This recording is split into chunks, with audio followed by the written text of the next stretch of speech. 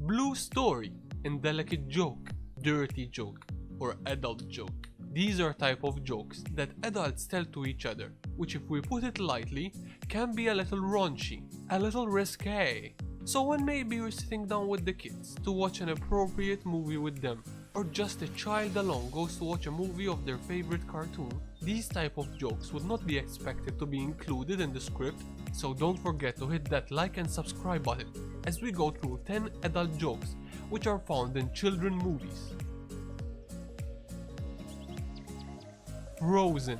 Foot size doesn't matter. The children's movie of the decade. Frozen was a global sensation, with parents having to listen to Let It Go on repeat for months. So in such a kid-based demographic movie like this, you might have missed this well-placed, very subtly done adult joke. When Kristoff meets Anna, he gives her a ride in his sleigh. While riding, they start talking about Elsa and what made her lose control of her ice powers. Anna explains that it is her fault, but as she is explaining the reasoning, she lets out that she got engaged to someone she just met. After calming down from the shock of that statement, he works a subtle but effective size joke into his interrogation of how well the princess really knows her betrothed. Oh yeah? What's his last name? Of the Southern Isles. What's his favorite food? Sandwiches. Best friend's name? Probably John. Eye color. Dreamy. Foot size? Foot size doesn't matter. Have you had a meal with him yet? What if you hate the way he eats? What if you hate the way he picks his nose? Picks his nose. And eats it. Excuse me, sir. He is a prince. Cars. Flashing lights. Cars is about a hotshot racing car called Lightning McQueen. He is the new hot thing on the block, with the whole world at his feet. And so after a big win on the track, Lightning is met with press and his adoring fans. But two particular female fans wanted to make an impression on Lightning McQueen to make sure he does not forget them. So they bumped everyone out of the way to go to the front of the line, and at the same time, to show their adoration, they flashed him. Get it? I'm Mia. I'm Tia. We're like your biggest fans. Good job! I love being me. We love you, Lightning! Cinderella, The Need for Beads. Cinderella is one of the iconic Disney movies that seems like generation after generation all grew up with. A beautiful story about a young girl that came from nothing to end up becoming the queen. So turn away now unless you want that memory to be tainted, just a tiny bit. Two of Cinderella's friends, Jack and Gus, are nobly trying to recover the pieces of Cinderella's destroyed necklace, but end up looking like they are into some surprisingly kinky shit.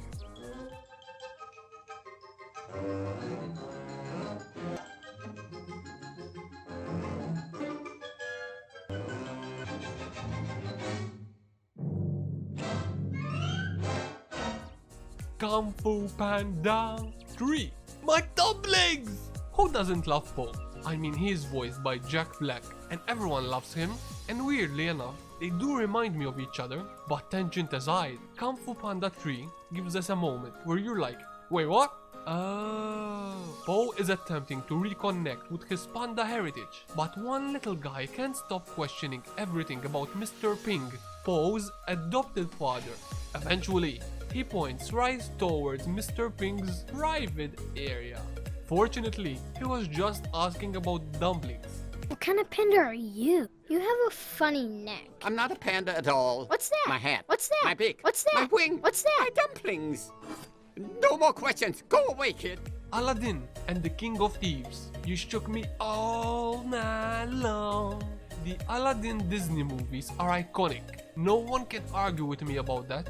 But what easily made Aladdin iconic was Genie. Probably everyone's favorite character in the movie because of his wit, his jokes, his energy, and all around just being awesome. Obviously, he would have not become such an iconic character without the man who was behind him, the late great Robin Williams. And in this straight to DVD, but still pretty solid entry into the Aladdin canon, Genie manages to work in a subtle joke about what goes on during the honeymoon just before Aladdin and Jasmine's wedding gets crashed. I thought the Earth wasn't supposed to move until the honeymoon. Road to El Dorado. caught in a compromising position. In the Road to El Dorado, Shell and Tulio are supposedly making out when they are unexpectedly interrupted by the High Priest. But based on where Shell's head pops up in relation to Tulio's private area, it's safe to say they weren't just making out. Whoa! My lords? Hello? High Priest. What's he gonna think if he finds one of the gods like this with me? Lucky God? Just. Hello? Shrek, Big Castle, or a Little Bear? Tell me in the comments below a more iconic duo than Shrek and Donkey. I'll wait.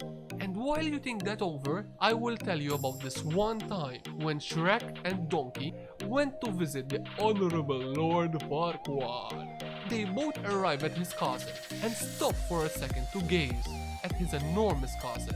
But Shrek deduces that he might be compensating for something a little smaller. Well, that's it right there. That's Dulac.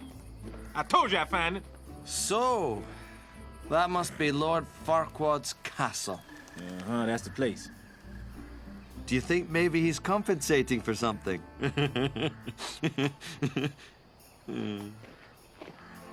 Hey, wait up, Shrek! Emperor's New Groove, pitching a tent. One of the most underrated movies Disney has ever made. If you have never watched Emperor's New Groove or the series Emperor New School, I would highly recommend it. And one of the stars of the Emperor universe was the henchman to the nefarious Yzma, the lovable Kronk. Kronk found himself in a difficult situation when he is forced to spend the night out in the woods. He pitches a literal tent right over his man parts, and it's safe to assume that the tent isn't being held up by just stakes.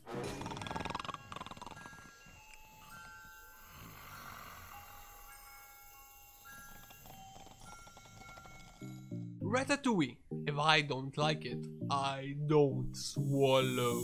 Now here is a movie which made a lot of kids go to their parents and ask them to get a rat as a pet. Ratatouille is one of the most lovable Disney movies you can possibly see. A rat which helps you cook. This is something I would wish for if I ever found the genie's lamp. But there was one person that pushed Ratatouille to the limit when it came to his cooking, and it was the harsh food critic. And in one particular, arguably over-dramatic scene, the food critic says he loves food, and if he doesn't love it, he doesn't swallow.